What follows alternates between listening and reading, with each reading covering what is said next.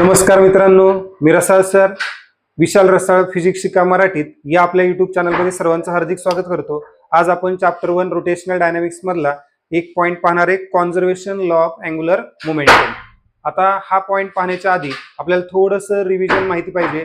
आपल्याला माहित पाहिजे conservation law of linear momentum म्हणजे काय, हे आपल्याला 11वीला झालेलं आहे. बघा, आपल्याकडे एक पॉइंट होता, conservation law of linear momentum. Conservation law of linear momentum. आता या पॉइंट मध्ये आपण काय पाहत होतो लक्षात घ्या, की सपोज तुम्ही F is equal to dp by d जर लिहिलं तर हा काय बाळांनो, F is equal to dp by d.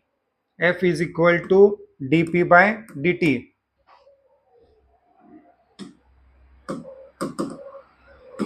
F is equal to dp by dt हा काय, Newton's second law of motion.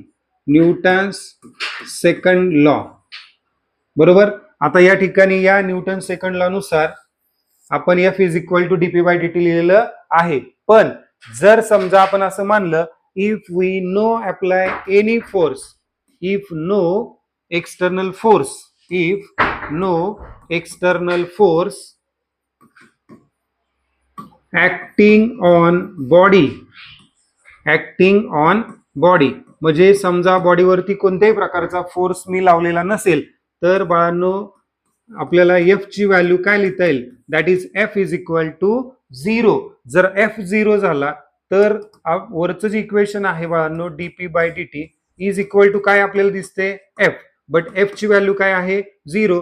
आणि मग ही जी कंडिशन आहे ही सॅटिस्फाय कधी होऊ शकते, डीपी बाय डीटीचं उत्तर तुमचं 0 कधी येऊ शकतं, ही फक्त एकदा अशाच कंडिशनला येऊ शकतं की ज्या वेळेला पी काय असेल, कॉन्स्टंट असेल.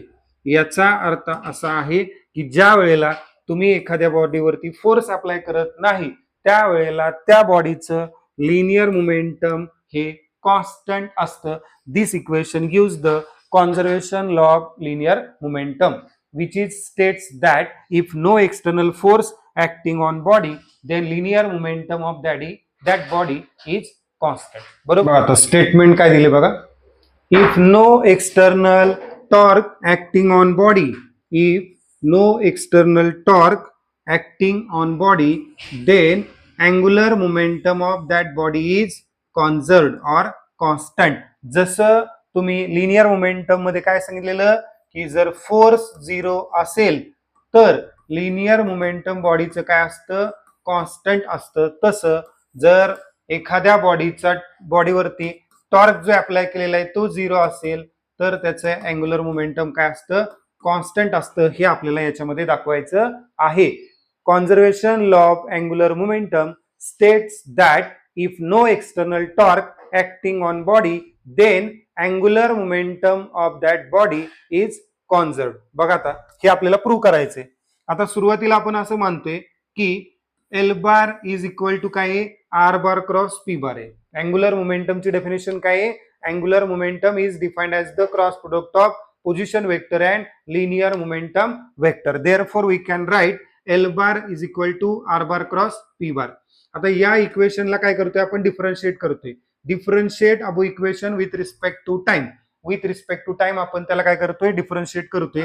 Therefore we can write dl bar by dt is equal to d by dt of r bar cross p bar.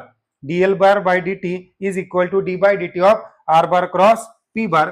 आता आपल्याला काय करायचं बघा, या ठिकाणी r bar cross p bar दिसते म्हणजे या दोघांमध्ये काय प्रोडक्ट आहे. तर या ठिकाणी प्रोडक्ट रूल आपल्याला डेरिव्हेटिव्ह मधला वापरावा लागतो. आता प्रोडक्ट रूल ऍक्च्युअल काय आहे ते समजून घ्या. बघा आता इथं पहिलं जे फंक्शन आहे ते कोणतं आहे, आर बार या ठिकाणी दिलेलं आहे. पहिलं function D by dt of R bar cross P bar.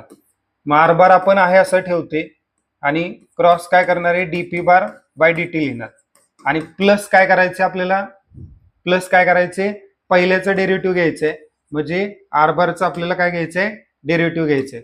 R बारचा डेरिव्हेटिव्ह घ्यायचंय dr bar by dt cross काय येणार आहे, लिनियर मोमेंटम वेक्टर. म्हणजे थोडक्यात काय केलं बाळांनो, आपण पहिला तसाच दुसऱ्याचा डेरिव्हेटिव्ह प्लस दुसरा तसाच पहिल्याचा डेरिव्हेटिव्ह. आता या ठिकाणी इथं हा जो फॅक्टर आहे तो डीपी बार बाय डीटी काय न्यूटन सेकंडला नुसार एफ बार आहे, आणि हा जो फॅक्टर आहे तो काय पोझिशन वेक्टरचा डेरिव्हेटिव्ह आहे with respect to time, that is velocity vector. मग हे आपण काय लिहू शकतो बाळांनो, हे आर बार तसंच लिहिता येईल, क्रॉस काय लिहिता येईल एफ बार, आणि प्लस या बाजूला ही व्हॅल्यू काय व्ही बार आहे, आणि क्रॉस काय आहे पी बार आहे. बट पी बार काय असतो मास इंटू वेलॉसिटी, वेक्टर मध्ये असल्यामुळे एम व्ही बार येईल.